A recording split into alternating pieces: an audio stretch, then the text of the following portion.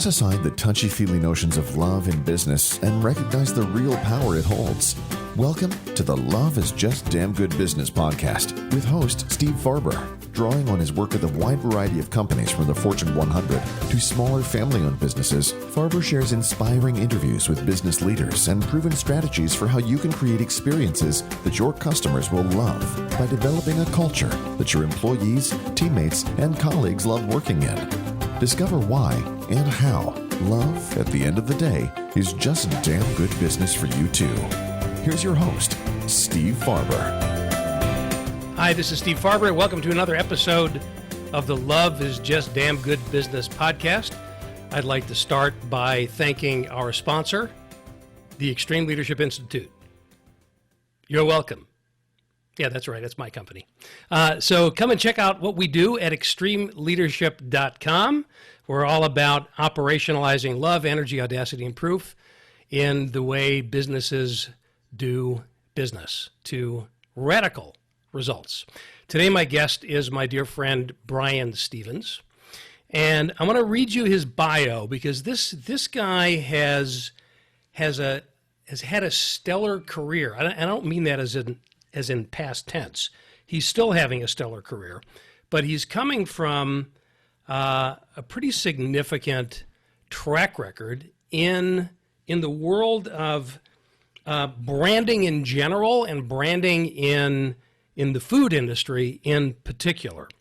Bryon started out once upon a time, and I want to hear this from him in a little bit.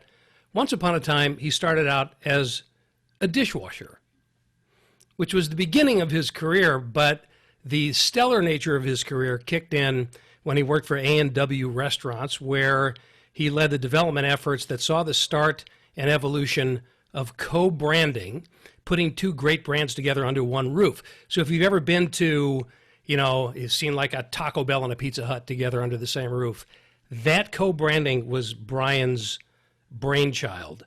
And that initiative led to A&W's acquisition of Long John Silver and Tricon Global Restaurants' subsequent acquisition of Yorkshire Global Restaurants, for you restaurant geeks who are listening, which turned into the famous Yum! Brands, which is the world's largest restaurant company with more than 32,000 restaurants operating in 150 countries around the world. And what Bryon has learned, we'll hear this from him, that he really believes that the key to seeing powerful growth is really a result of a company's culture.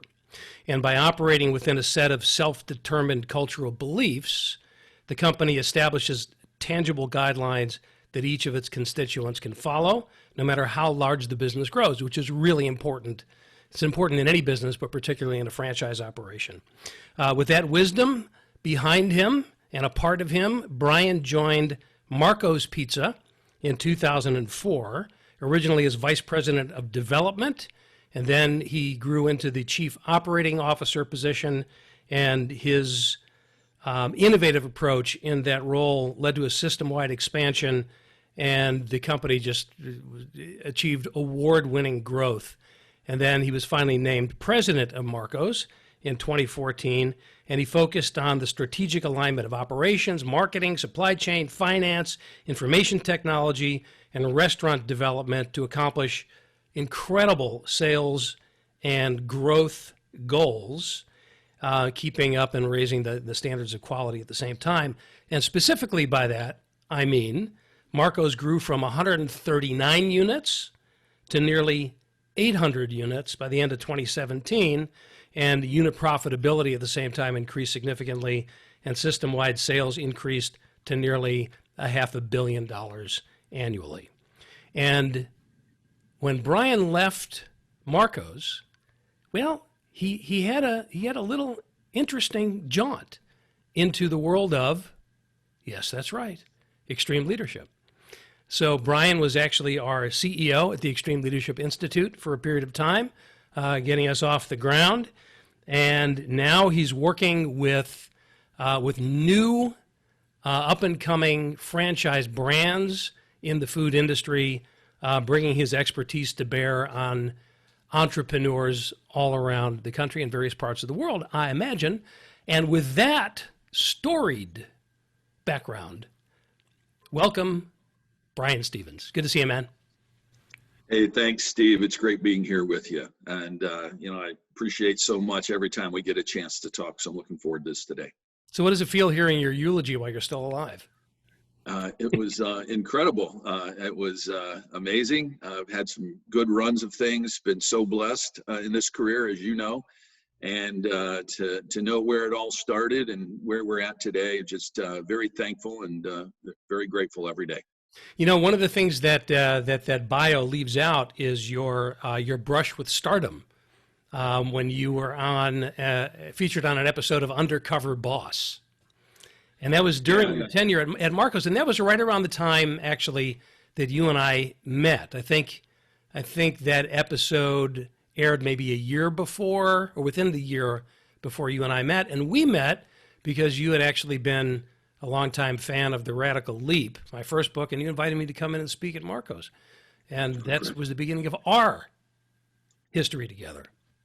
Absolutely. Yeah, it was a great honor to be able to represent the brand on the Undercover Boss. It was it turned out to be a great show, and I say they're great at editing, because I don't think that the show would have been anywhere near what it turned out to be had they not been so great at their editing.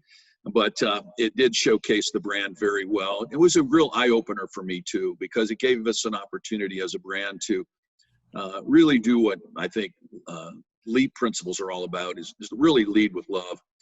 Not only for our franchisees, for the people in our brand. And in that particular show and that genre, you get an opportunity to really meet people of where they're at in their life and make a difference in their life. And so that was us operationalizing love in such a big way on that show. So it was really great. So you had the premise of Undercover Boss, for those who haven't seen it, is you're the boss, they disguise you, and then you go out into the field and you have these personal interactions with various employees throughout the enterprise. So, and then at the end, it's like, it always reminds me of old, the Greek myths, where a deity would come down from the heavens and put on a disguise and show up as a beggar at the home of just a normal human being, and based on how that person treats them, they would grant boons to that lowly mortal. So that's kind of what happens with Undercover Boss. You learn all these stories, and at the end, I mean, it was pretty unbelievable, the kinds of boons that you bestowed on these folks. So tell us a little bit about what that process was like for you. Well, you're right. We were in disguise. CBS had asked me not to shave or cut my hair for about a year, and have my own natural disguise, because they said wigs and things like that threw people off. And so I did that, and then we got to go out and go into these stores. And I remember the first evening, I asked the question. I said, "Who am I meeting, and what am I doing, and what do you do here?" And they said, "This is reality TV, man. You got to go wing it. Your job to find out about them without, tipping over the scale and letting them know who you are." And so you form this little bond and this relationship around this false narrative, because I had a narrative of who I really was and in the show context. And I'm helping them, I'm learning about them, but they're supposed to be actually vetting me as well for a prize that I wanted to win. And my name was Jay. So you form this little bond by, being together with this person over the course of a 8 to 10 hour day and going through all this together. But you ask and you find out about them. You find out about the personal things going on in their life. You want to find out also about how the business is showing up for them. I don't know, how's their life being taken care of, or what struggles do they have with the work that they do? How can we be better as an employer for them? But you get to do all that without telling them who you are. And so it's a lot of fun, meet great, incredible people, and you find out these things. But you also then find out that there are ways you can show up differently and actually make it different for them to make their life better. And that's what I said about kind of leading with love right there. It's amazing what you can do when you actually have that opportunity to do that with people. And it showcased, like I said, us very well, I think, as a brand, and gave us a great opportunity to make a difference in their life. Well, in all fairness, you look at it as an opportunity to demonstrate leading with love, but that is not the premise of the show. right? In other words, that's you bringing your perspective to bear on these situations that you had with your employees. But it was really touching. I mean, you learned their stories. You gave them at the end. What were some of the? I'm trying to remember. What were some of the gifts that Marcos gave these folks at the end of the episode? Do you remember? Yeah, I'll talk about those, but I also am going to go back in a few minutes and talk, because you talk about how I identify this as operating from a position of love. But it's that position of love is more, I think, comprehensive than we sometimes think about it, because it's not just about giving the gifts and showing up in these people's lives. Every CEO that's been able to do this show, I think they're there because of love. I think they're there because of the love they have for their brand and what they want to know about their brand. They can re-examine the why they exist, the why these people work for them, all these things. So when I talk about love, and we'll talk about it more, it's more than that fuzzy feeling that, we talk about in the word love. It's about really how we love what we do and getting down to purposeful. And that's really important today. But as far as the gifts go, I mean, we tried to really make a difference when we found out people were struggling to pay for a college education, that they wanted to get this college education so they could be the first to graduate college in their family. We were reaching out and we were able to pay for that college. We found out one of our drivers on one of our delivery trucks was actually sleeping in his truck because he was working so many hours. He wasn't getting home, because there are limits on how many hours you can put in a truck and still be able to drive. And so he would have to sleep in his truck and not make it home. And his, family was struggling through that because he had young kids at home, a wife who worked. And so we made sure that we gave him the money so he wouldn't have to work all the overtime for the year and be on the road and sleeping in his truck all the time. Because, mind you, our trucks weren't set up with the big sleeper cabins on them. He was just sleeping in the seat of that truck. And so, we made a difference there. We helped pay off bills for people. We bought one young man a car. I was riding with one of our delivery drivers, and it was a hot day in Texas, and his air conditioning didn't work. And I went to roll down the window, and the window of his car fell out, and I felt just awful about it. But I asked him, because he was the primary breadwinner in his family, because his family had gone through some tough times. Father in military and was struggling with some things, and they had moved, and he was the primary breadwinner, and that car was his way to make a living. And I asked him, I said, what would you do if this car broke down, you couldn't work? I mean, you're carrying the load right now. He says, listen, he says, every day when I get in my car and I leave and I'm on my way to work, I say a prayer to God, and I ask him, just please let this car stay together one more trip. And I said, man, that's just amazing. And I found out he's sleeping on the couch at this house because they were just living with a friend.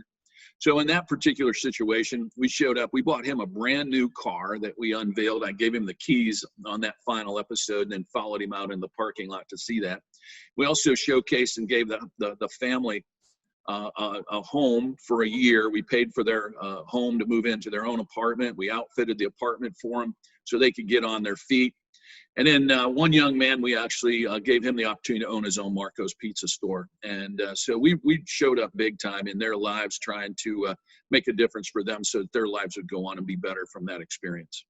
Yeah, so I want to build on that a little bit, because none of what you said is warm, touchy, huggy, touchy-feely stuff. I mean, it's really solving some very deep, primal, bottom end of the Maslow's pyramid sort of a thing, right? Right. And at the same time, it's not, for most companies anyway, it's not practical for them to go out and discover all of those challenges among all of their employees and give those kinds of gifts, right? But the attitude behind it, the desire to find some way to help on a very personal level, that is not new to you. So I happen to know this because, you and I know each other well, and I actually wrote about you in Love is Just Damn Good Business. So I'm going to ask you a couple of pointed leading questions, not about the Bryon Stephens in this end of your career, but about where you started. Because as you were just describing your experience on Undercover Boss and your ability to learn these people's stories, it reminded me of your early days in your career when you were given the opportunity to run Ponderosa store, if I'm not mistaken, 319 in Gary. That's it. Yeah, right? Lucky number. Yeah, so I'd love for you to tell us that story from, first of all, how old were you in those days? I was early 20s, so I was not a lot older than the people that were the employees of that store. As a matter of fact, there were some people who were older than I was, but that was a great opportunity that was afforded to me to be able to run that store. Tell us the story of how that came about. About getting the opportunity to run the store? Well, it's interesting because when I applied for the Ponderosa job, I applied to get a job in Indianapolis, Indiana, and that's where I had actually gone and interviewed and where I lived at that time. And so I was hired by the company. And then when I got my final duty papers, they said I was going to Gary, Indiana. And that's not even remotely close to Indianapolis. And so I was challenged by that. And my first thoughts were, I really don't want to go to Gary, Indiana. But I had been pretty brash while I was going through training, made a lot of statements that I was going to be the fastest promoted guy to multi-unit, et cetera, not knowing that that's not how it works. I even had human resources come while I was in training and tell me they were really concerned that they were investing a lot of money in me and that I was going to leave very quickly because they weren't going to be able to meet those those opportunities for advancement that I wanted so bad. And I told them, oh, don't worry about it. Just give me a store and I'll show you what I can do and we'll go from there. So they did, and got to the Gary, Indiana store, and it was a great crew, great team of people. But the store hadn't been taken care of very well by the corporate. The people had taken care of it as best they could, but the company hadn't invested money in it. But we set out with a vision to be the best Ponderosa steakhouse in the region, in the chain. And the crew, they really rallied to that. And so we actually ended up being Ponderosa Steakhouse of the Year, got Manager of the Year award, and got my promotion within a year. So everything worked out well. I think the story you're interested in hearing is, when I got there, I realized I was dealing with some challenges that I didn't deal with before in my career. People would sometimes show up late. Well, people always show up late, and you normally give them a warning. If you show up late again, I'm going to fire you. And people sometimes moderate their behavior. But when you realize that many of your employees are coming on public transportation, they're not able to jump in a car and drive there and get there on time. So their behavior wasn't a result of their bad planning. This was something, a bus ran late or something like that.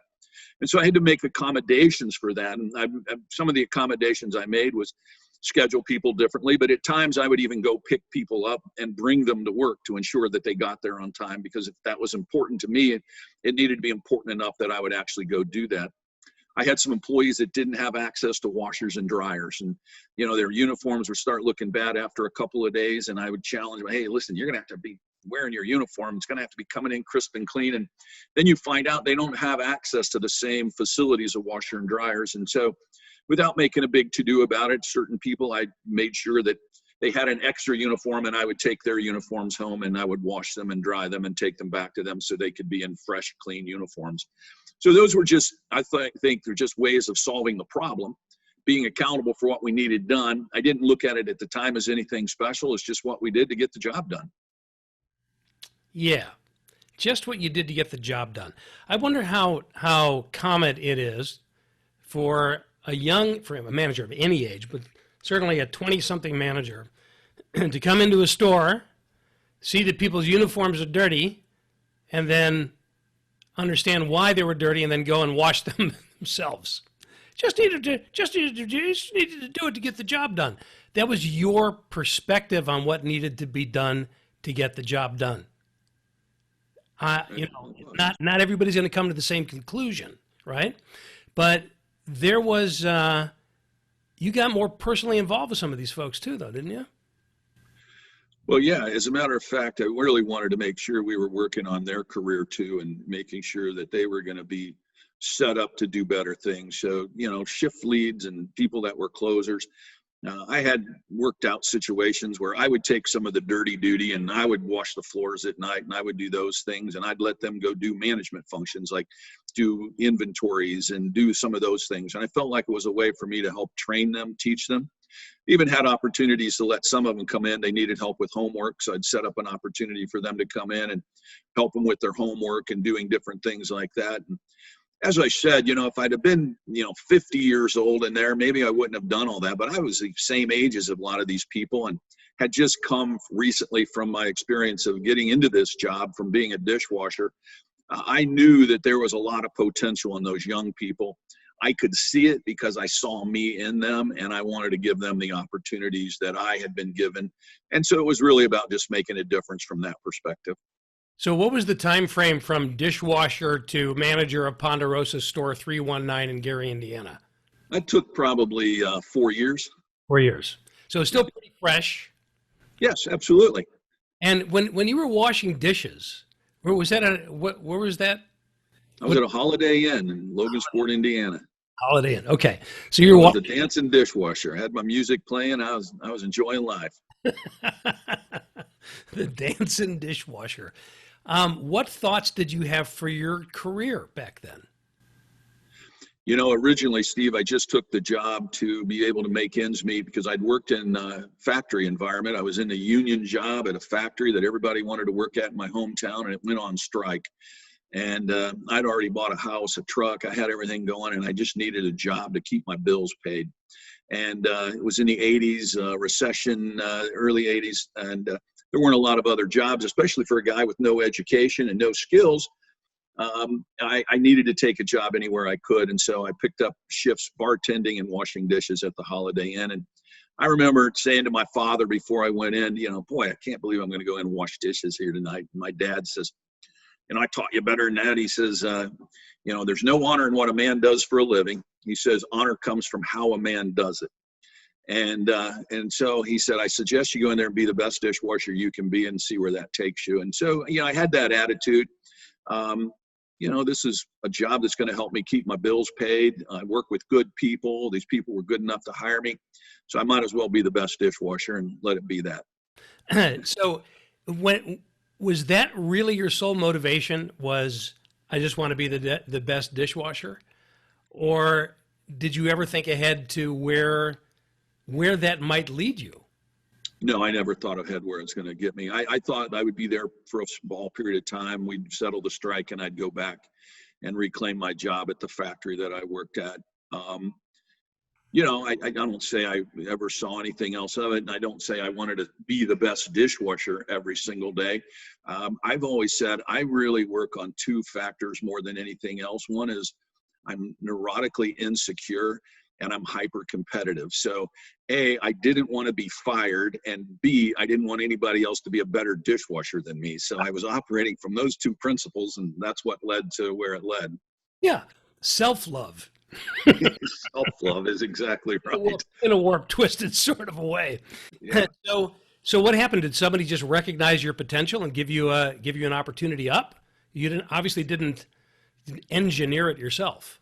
Well, here's the interesting part. I didn't even know the word franchising existed back then. That sounds really naive, but when I saw a Holiday Inn logo or a McDonald's logo, I just assumed those were a part of a company.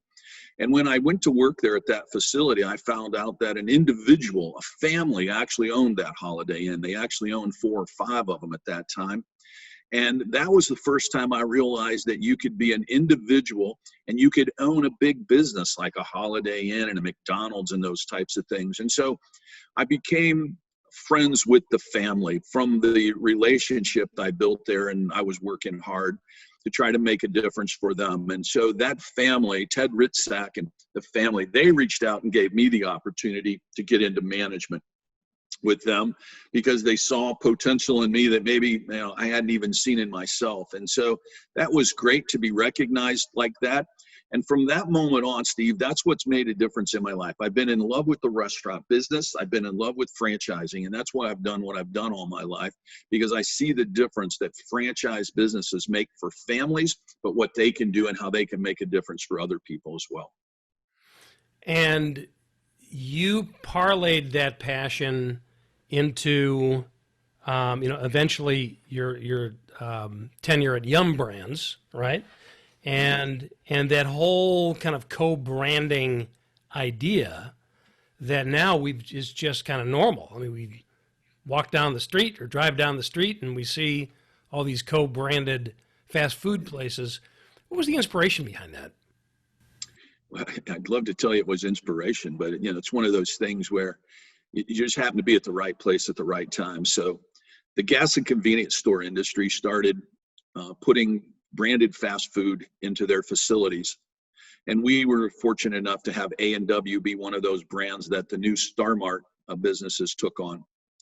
And I was meeting with them in Kansas City, Missouri, and talking about how our new A&W was working inside of the Star Mart. And the gentleman I was talking to, his name was Scott Bratt. I'll never forget it because they were a huge partner of ours in the end. Scott said, the A&W is doing just fine. He says, I do a phenomenal lunch business here. Got a great one. He says, and I got a Star Mart on the other side of town that's got a KFC in it, and it's doing great dinner business out there. And I said to him, I said, well, you should put both of us in a building and you would have great lunch and a great dinner. And he stopped and he looked at me and he said, would you do that? And I said, well, I would. I can't tell you that KFC would. And as it turns out, KFC said, no, they wouldn't. But they ultimately acquiesced and said yes. And we went on one end of the building and they went on the other end of a building in a same Star Mart. And so it all worked well, except for they had two managers, two crews. Nothing was working synergistically together. And so I approached KFC again to say, can't we do this synergistically? And they said no again. And ultimately, I found out that there were two franchise groups in Utah and Montana who owned the franchise rights, and they couldn't be bossed around by the parent company.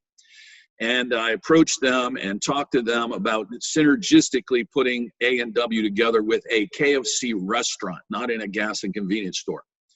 And they loved the idea. They took on the idea. They tried it. It worked extremely well.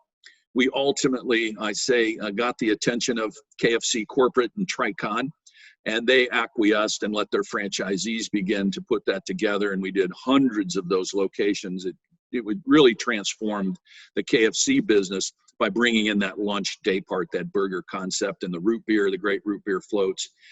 And so it worked well, so well that they ended up acquiring us, bought us, and that's what led to me being the guy that ran the Fry Franchise Brands development department for a period of time. Huh. Wow.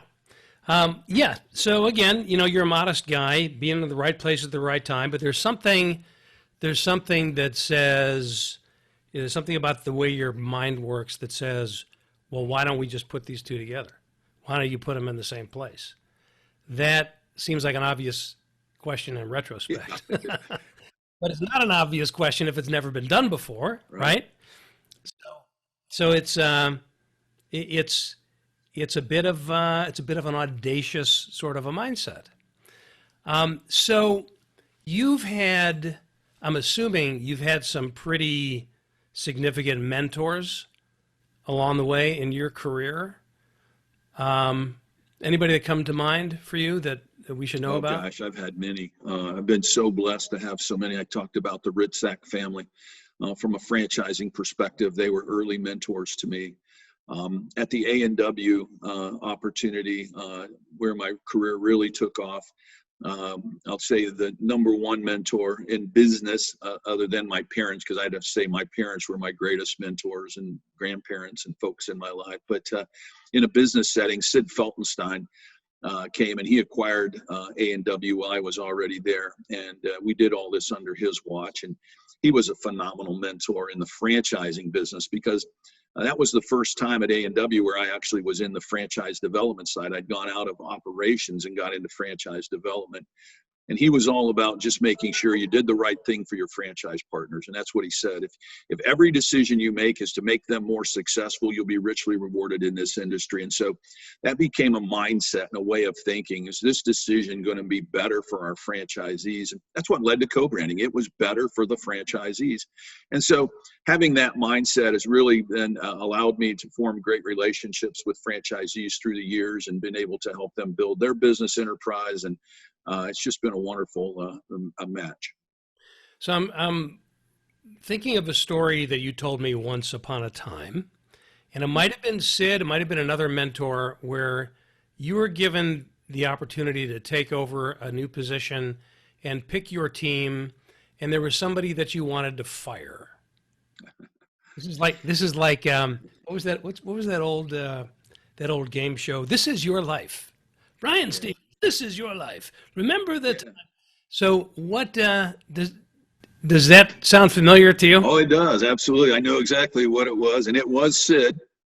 I literally had a person, when we made an acquisition, we had some people that were in the other organization. They didn't like me very much because I was the new guy, and I didn't find them very easy to deal with. And I thought, well, the easiest way is just to, the new knife cuts clean, just sever them and replace them and move on about your business. And I shared with Sid that I was going to terminate an employee.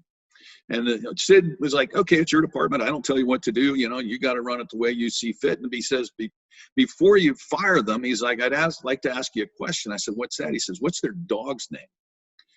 And I didn't even know if they had a dog. And obviously I said, well, I don't know. I don't even know if they have a dog. He said, well, you can fire them as soon as you find out their dog's name. Well, I left his office, and I'm, trying to figure out what the heck does he mean by all this. And I wanted to go, up and say, hey, what's your dog's name? They tell me and say, okay, good, you're fired. But I knew there was a lesson in that simple question that Sid asked. And what he was saying was, you haven't taken the time to get to know them. You haven't given them a chance.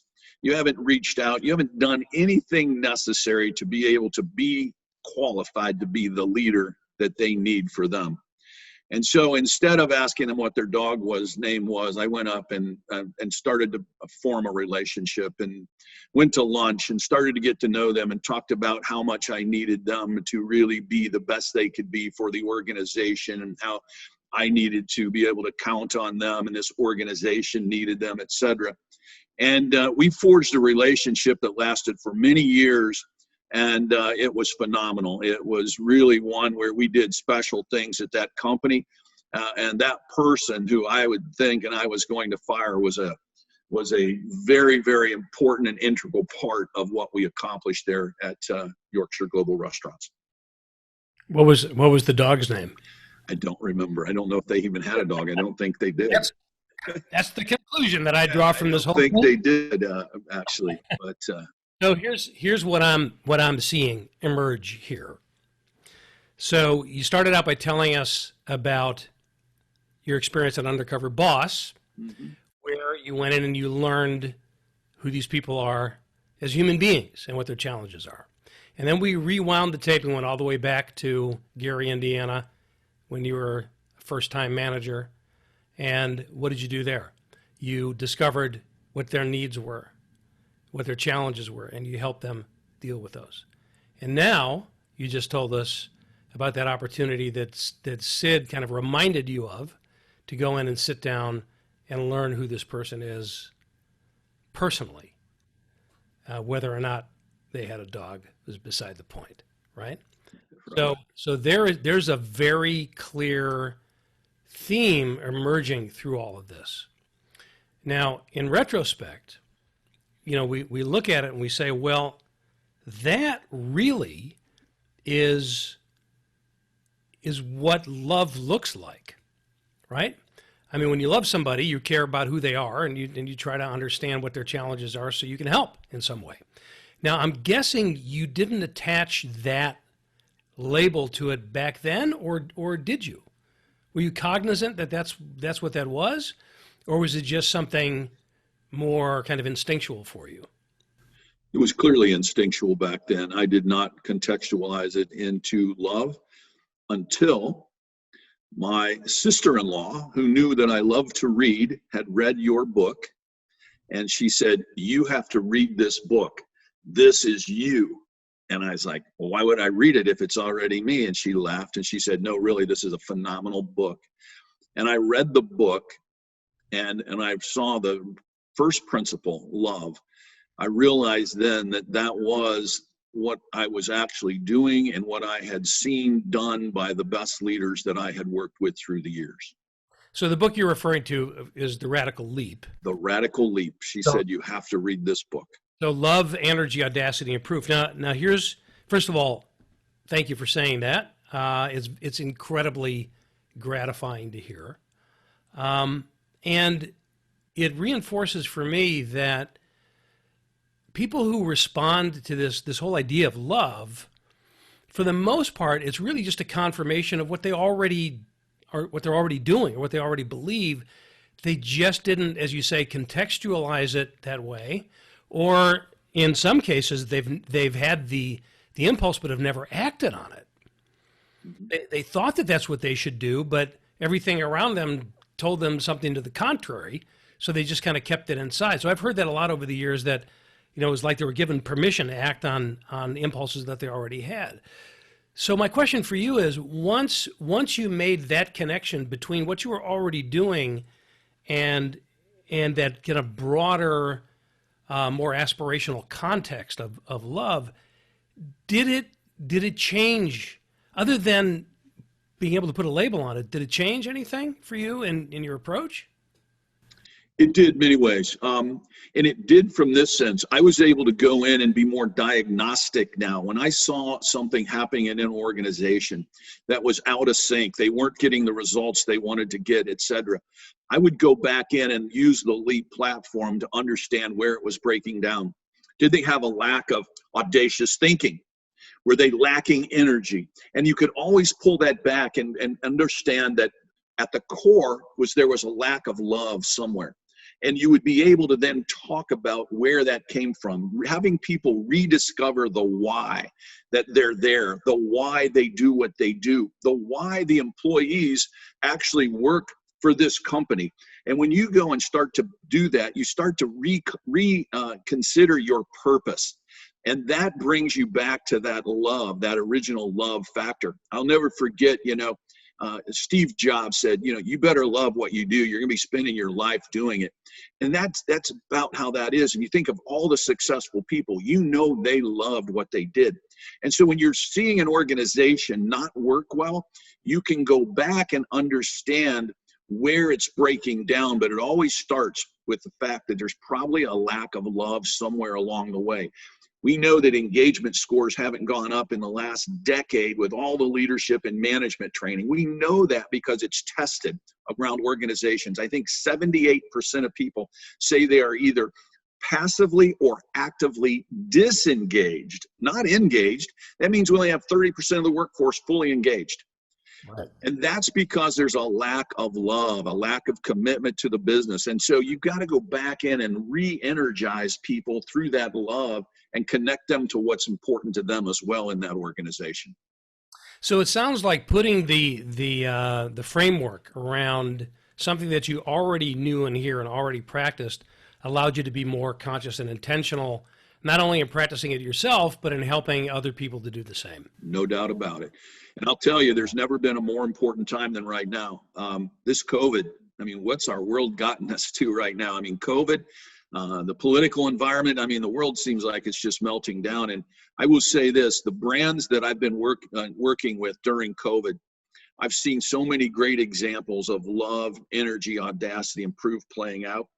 That is just amazing. And those brands, even during a period of time where brands in their industry are down and suffering and struggling, I can say that every brand we're working with is actually up in sales during the COVID time frame. Now, they weren't when it first started, but they checked in with themselves. How can we center on this? How can we put love at the forefront? If you don't mind, I'd like to give you an example of one of the brands that we're working with. Yeah, I would love to hear that. I just want to put a little context around it. So the work that you're doing now with Pivotal Growth Partners is, and I mentioned this in your bio, but just to be clear, you're working with smaller brands. Are they fast food brands all, or not all, but most are in the food industry. Fast casual, quick serve, but most of them are food related. Okay, and they're working with you because they want to grow. They want to either have a concept, or they have one or two stores, or they have a bunch of stores and they want to blow it up. That's kind of the range. Is that right? That's exactly right. Okay. So, all right, with that context, I'd love to hear about some of your experience with some of these folks. So we just started working with a small brand in Atlanta. It's an incredible, authentic street taco concept. owned by a great guy who I don't think he even knew how to operationalize love or didn't know the context of it, but that's who he was. COVID hits. Governor of Georgia says we're shutting down the restaurants. 70% of his volume was dine-in restaurant customers. He's only been open a year and a half, so he's just really getting underway and getting started. And his business drops by 50%. And at 50% in the restaurant industry, you're not going to survive. And so that was his first week, and the second week wasn't looking any better. And he sat down with his employees and he said, I'm not sure I'm going to be able to keep you all employed or even be able to keep the business open. He said, but we're going to do the best we can. We're going to have to look for ways to be able to serve our customers on a different format. Things are going to have to change.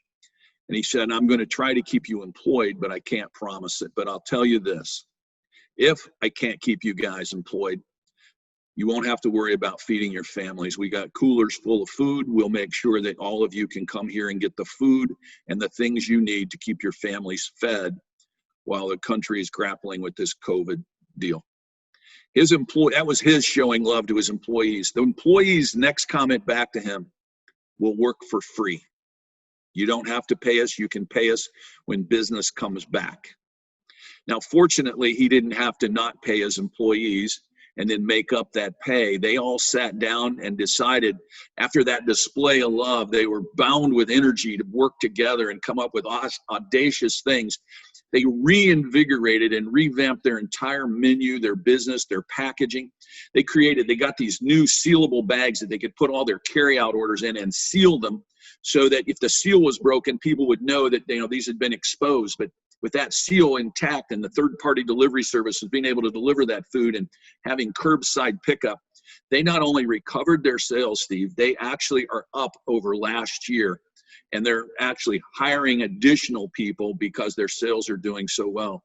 But that's a great example, right, where other people have not been able to take that same kind of an attitude and didn't have that same loyalty. People have closed. They've had good businesses close up and go out of business. But that, to me, was one of the greatest examples I saw in this whole episode of COVID of somebody actually operationalizing the LEAP principles and having that show up in the way it did. So is that, can you tell us the name of the company, or is that? Yeah, it's Beto's Street Tacos. Beto's Street Tacos. And how many? Out of Atlanta. How many stores do they have now? They have one store today, and we're in discussions with a number of franchise groups to become first franchisees of that concept. Okay, so let's do a little forensic analysis of the story you just told us. Mm-hmm. So is his name Beto? Roberto. Okay. Roberto goes to his team and says, I'll feed you. Yep. Feed your families. And they said, and I'll keep paying you as long as I can. And they said, don't pay us. Yeah. Right? That's the imagine.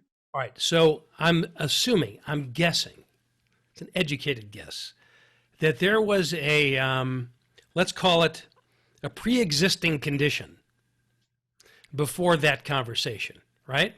There was a relationship between Roberto and his employees way before that. Oh yeah. So that whole thing was built on a pre-existing condition of love and trust. I mean, it can't be any other way, right?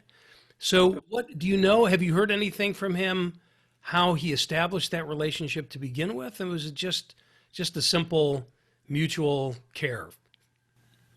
It really comes down to the fact that this was Roberto's first restaurant. He always wanted to be in the restaurant business. He started out as a dishwasher as well in hotels out in Las Vegas, and then worked his way up through a cook, and then got his job in another restaurant cooking and doing different things, but always dreamed to own his own restaurant. He then got himself a little taco cart, and that taco cart would go to fairs and festivals, and he would sell a couple thousand tacos because his tacos were so well loved. And some gentleman came up and said, I'll back you in being able to help you get your first restaurant. So you're dealing with a man who had the chance of a lifetime to build a restaurant, and he built a crew. And he cares. He goes in and he measures the salt, the pepper, the cumin, everything in every recipe every day, and he teaches people that. He's there taking care of those employees, and they're taking care of him every day because he is in love with what he does and with his customers. And so that relationship was forged out of the fact that he is doing what he is meant to do and his passion in life. So he poured himself not into the recipes, but also into his employees and teaching them what he knows, and probably learning together along the way, I'm assuming. Yeah. So he's in Atlanta, right? Yes. Okay. Where's that store? I want to get, next time I'm in Atlanta. It's in Suwanee, Georgia. You'll have to go to it, and soon to be in every nice town in America and some not so nice towns. We'll franchise that, and it will be a great opportunity for people to actually share in what Roberto has created. Yeah, that's fantastic. So I'm going to ask you a question that's a little bit unfair because I'm going to ask you to speak on his behalf, but based on how well you know him now, would you say that he was, similar question to what I asked you a little bit ago, do you think he was cognizant of the fact that really what he was doing was demonstrating love for the business, love for the employees, and love for the customers? Well, that's a tough one. I think that's who Roberto is. So I know he cares deeply about people. Does he think about it as the word love? I love these people. I love all this. I think he does what he does out of the pure goodness of who he is and those types of things. But, I do know that he is conscious that he makes a difference and he can make a difference in those people's lives. So it's a tough question about using the word love. Does he think of it as love? I can't say that, but I know that he thinks of them as family. So that would have a connotation of love to me. I think that's a pretty good implication there. Yeah, the reason I ask, Bryon, is because kind of the opposite of what the question implies. I think a lot of people make the mistake that operationalizing love is about using the language. And while language is certainly powerful and it helps us to frame things up like we've been talking about, that's not what this is about. It's not about walking around saying, I love you, man, I love you, man, I love you, man. It's about demonstrating it through the way that we act, whether we call it that or not. But I would put money on this, and I'm not a betting man, but I would put money on it if I sat down with his employees, and maybe you've had this conversation with them, and asked them, tell me what you think about Roberto. They'd say, I love him. I have no doubt about that. No doubt about it, because I hear it all the time. Right. And it creates a very interesting dynamic. Hey, tell me about your team. Oh, I love them. Oh, they're fantastic. I love this about them. I love that about them. Then I can ask that same person in a public context, like maybe even in front of that team, and say, hey, tell me about your team. Oh, they're great. Yeah. Fantastic. It's amazing. Where'd the love go? Right. Because it makes some people anyway really self-conscious about it. But what that does, though, hearing Roberto's story, it creates such a wonderful example for the rest of us. That's the power of hearing these stories, because we can hear what's going on in maybe an entirely different context. I'm not in the restaurant business, but I hear what Roberto did with his team and how they responded to him, and he was there for them in a time of need, and then they put all their energy together. They were audacious in their thinking, and they created a business that surpassed what it was before. That's a phenomenal story, because it serves as an example for the rest of us. If this approach doesn't get us results, then it's just a nice thing to do, and which is, there's no problem with that. But if it really is damn good business, it's got to show up in the results. Are you seeing any other examples of that in the brands you're working with now? Oh, everywhere. Totally. The brands that get it, they get it down to the core. Another brand in Toledo, Ohio called Balance Grill, an incredible brand owned by two college friends that started this brand. It is just an incredible brand and company. They have 5 locations. COVID hit hard. Most of their business was dine-in business again, but they pivoted and went to curbside and doing all these different things. They went to really investing in more in their technology, their mobile app. But once again, they love their brand. They love their employees. Their employees love them. It shows up everywhere. Now, this is an interesting brand because when I first heard about it, wanted to get involved with it, first thing they said is, we run our stores. We don't have any managers. And my first thought, well, this is a recipe for failure. This will never work. He's like, no, we take all that management cost and we pay our employees more, because people don't like to be managed in a hierarchy. They like to be in teams. And I'm thinking, well, okay, this is a millennial business, all set up for failure, but I'm going to go look at it nonetheless. What I found was the most incredible thing. They respect all their employees. They pay them double what the marketplace pays because they don't have all these bloated management costs.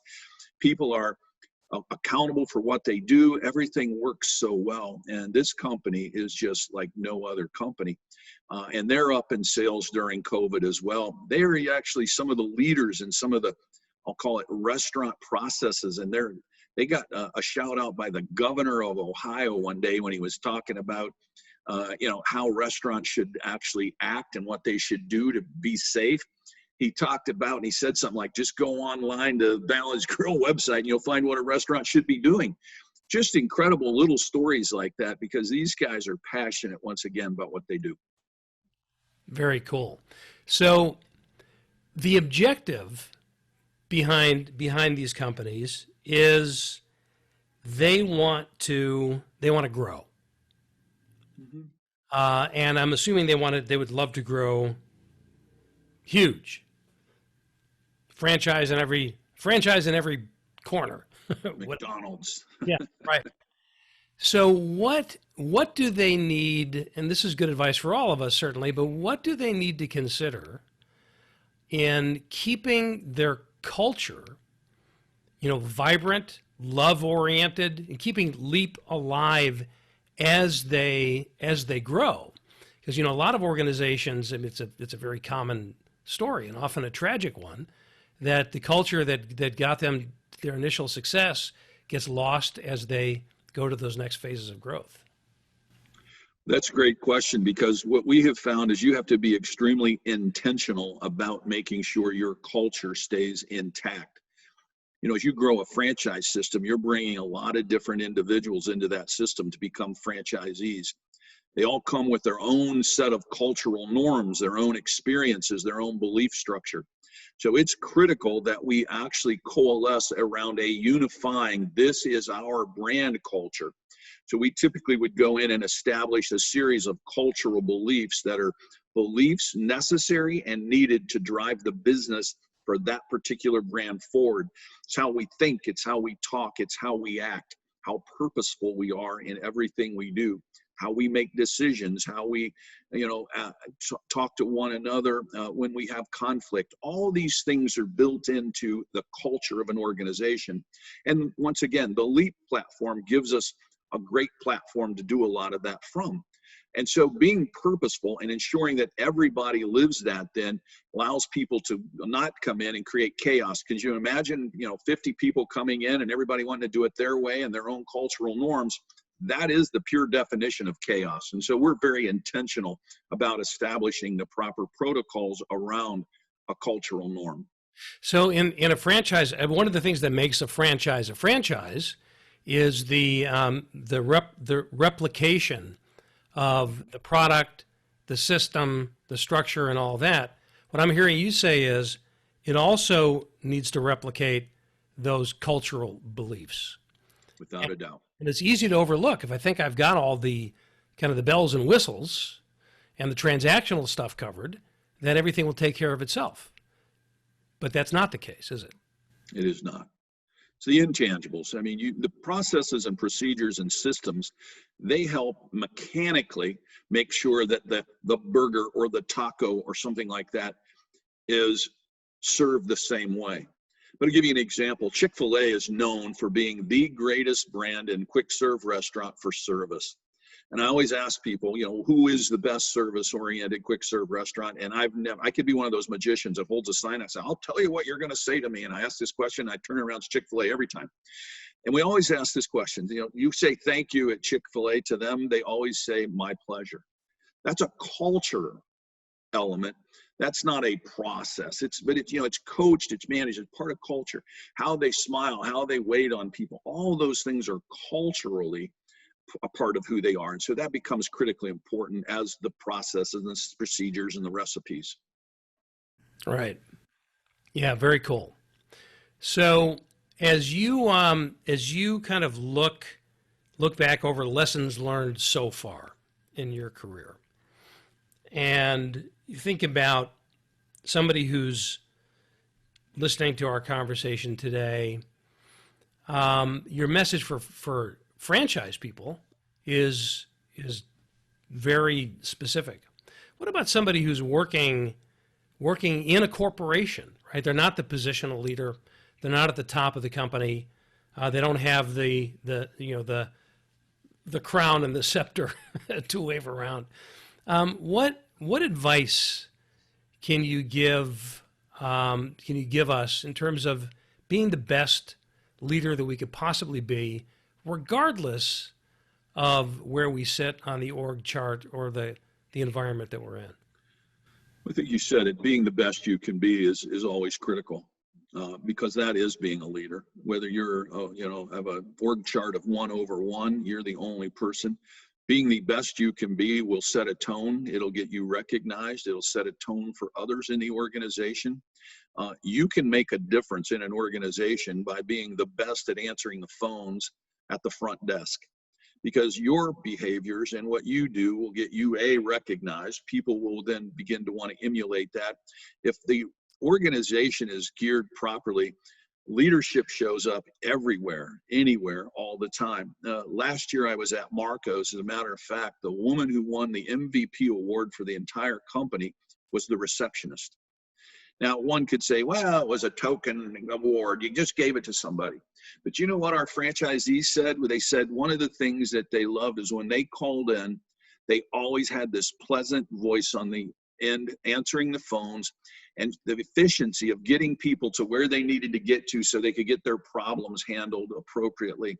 And if somebody didn't pick up, the ability to have them pick back up. But when you start to think about it, that's incredible. Another person that can get overlooked in an organization sometimes can be the janitorial staff, right? You can be in the janitorial staff. People just kind of think, well, they're the janitors, or they clean up the garbage. Well, I'd ask you a question. Not the first place you go when you think of leadership position. Well, I'll tell you right now, what you do is let your janitors all go on vacation for about 10 days and don't hire a firm to come in and do what they do while they're gone, and then see how much everybody can appreciate what they do, because they're the ones that keep the ball rolling. When I come into the office in the morning and everything's clean and the trash cans are dumped and everything's stocked and ready to be goes, because my janitorial folks were in there making sure that we came into that and everything's set, we can go right to work. If it's not, it's a mess, then everybody starts complaining. It'll be noon before everybody starts complaining about how dirty the place is. And so all that productivity is gone. So we just have to always understand that everybody in the organization can play a leadership role in how they do what they do and how that can impact the overall results for a company. And I think that if leadership at the top of an organization, you said the crown and the scepter, if they understand that down to the nth degree, they'll be better leaders, and they'll set up the framework for their company to be far more successful, because they realize that everybody plays an incredible, important role. Yeah, and needless to say, that leader at the top of the company, if he or she was a great leader, there would be no crown or scepter. I think we all know that. Just to correct myself on that terrible metaphor. Well, this has been fantastic, Bryon. Thank you so much. The work that you guys are doing in helping fledgling brands with your incredible expertise, you're bringing a great gift to these folks. And there may be some people listening who they're thinking, well, I've had this idea, or I do have one restaurant, or I'd love some help on this. There may be a potential client or some partner with Pivotal Growth Partners. How do people get in touch with you? Yeah, we can talk to anybody about what they're doing in their businesses to help them grow. It's Pivotal Growth Partners. PGP is what we go by.